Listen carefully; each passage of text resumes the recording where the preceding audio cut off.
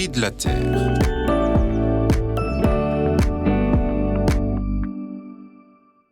Jean-Pierre Chaussade, bonjour. Vous êtes expert en énergie et diacre permanent du diocèse de Paris. Vous nous parlez aujourd'hui de la crise climatique. On vous écoute.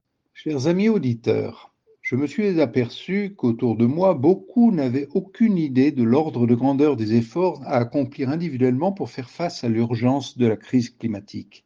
Nous entendons beaucoup parler de sobriété, même de sobriété joyeuse, de changement de nos modes de vie, mais nous retenons souvent ce qui ne nous coûte pas trop, les petits gestes quotidiens, certes vertueux, mais sans rapport avec l'ampleur des actions individuelles et collectives pour atteindre les objectifs de l'accord de Paris sur le climat. Je vous propose maintenant et dans les prochaines chroniques d'approfondir ce point fondamental.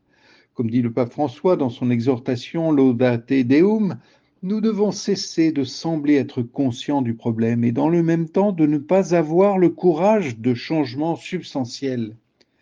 Pour cela, l'instrument de mesure est l'empreinte carbone. Elle mesure par habitant et par an les émissions de CO2 et autres gaz à effet de serre du fait de nos modes de vie et de notre consommation de combustibles fossiles.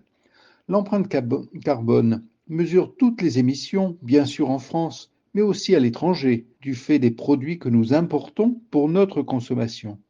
Et la moyenne de ces émissions pour les Français est environ de 9 tonnes de CO2 équivalent par an, dont 25% concernent le transport, 23% notre alimentation, 18% le logement. L'objectif est de diminuer fortement nos émissions, de 9 tonnes actuellement à 4 tonnes en 2030 et à 2 tonnes d'ici 2050. Cela nécessite de réaliser d'importantes économies d'énergie, mais surtout de développer les usages de l'électricité pour sortir des énergies fossiles. Merci à vous pour votre témoignage, Jean-Pierre Chaussade, et à très bientôt.